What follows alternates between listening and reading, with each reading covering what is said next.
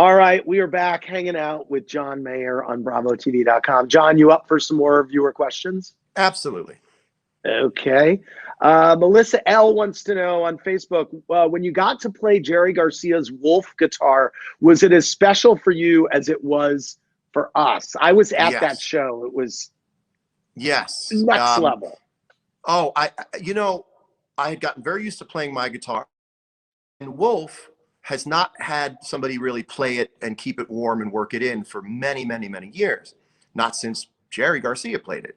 And so throughout the concert, I had to, as I was playing, because I only had about a half an hour with it before the show, I had to figure out what it could do and what it couldn't do and how I could make it work.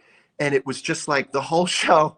I would say the first set, I was like, come on, sweet girl. Come on, baby. Come on, sweet girl. You can do it. You can do it. And by the end of it, I had learned how to make it work in a certain way. And by the end of it, it was like, sing for me, baby, sing for me. But for a minute, it was just trying to figure out how to navigate with it. You know, that was a morning dew for the ages, by the way. So here's an interesting idea from Isla Cliffy on Twitter.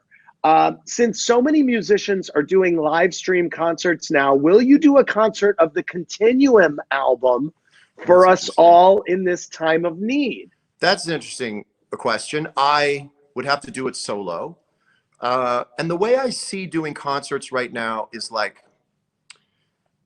I see myself like a relief pitcher. I'm not a starter.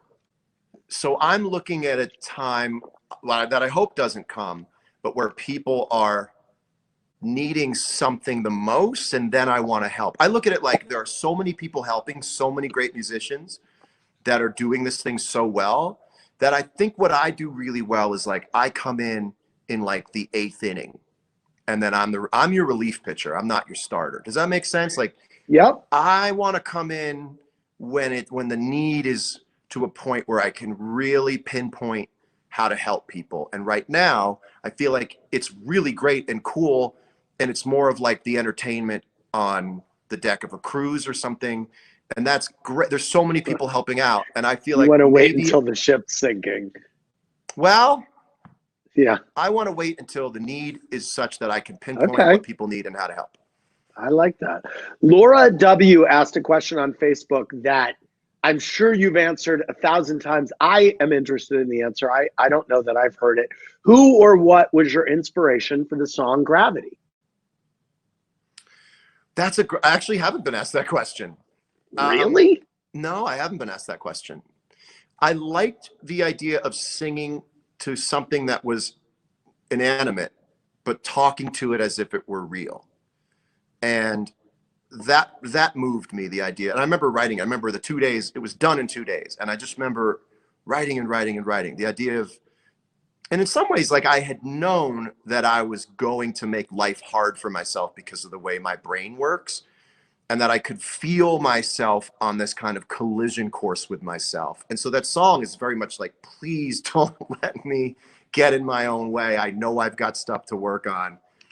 And, you know, so it's really about looking inside of yourself and realizing there are things inside of yourself that aren't perfect and trying to fix them before they do you in. And I'm okay now. I'm okay now. What music are you listening to these days while you're alone in your house? What are you listening to? I find it hard to listen to music with lyrics in it, just because the messages are so far away from what's going on. There just aren't songs that reference this. That I love jazz music. I love Bill Evans. I love instrumental music. And there's something cosmic about jazz music that could be from any time and any age. And wherever jazz music lives in my heart, like that can play all day. But there's just no songs that apply to this right now. Do you know what I mean? Yeah, I do know like, what you what's mean. The song for this? Right. Well, maybe it's Touch of Grey. I don't know. Let's see. Hold on. Let me see. John, Penny Rigney wants to know, have you really never seen The Godfather? Is that going to change during this quarantine? I've never seen it. Maybe you and I should watch it together. I have really not seen some of the most important films in cinema.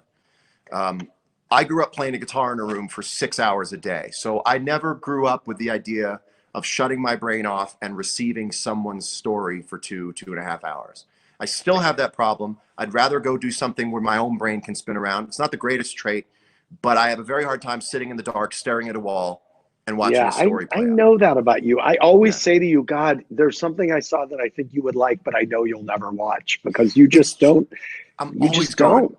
Yeah, I'm always going, always going. We have a lot of kind of foot fetishists and tickle fetishists that send questions in all the time. This is a different one that I haven't heard. At Nate Gray's mom wants to know, have you ever shaved your legs? If yes, why? And did you like it? I never shaved my legs. I never saw a need. There was no need that arose for me to shave my legs. There you go. Well, John Mayer, I'm going to leave it there with the leg shaving. That's the one you want to leave it fetishes. on? That's the big one you want to go out on? Okay, hold on. Okay, I have 2 love lifey questions. Do you want one of those? We'll go out on the leg one. I love you, John. Thanks for doing it. I love you too. I'm so glad you're well. I speak for everyone when I say we are so glad you're well. Thank you very much. And everyone else keep well. Love you very much. For more, click around BravoTV.com. Thanks for watching. Watch more clips here and subscribe to our channel here. See ya.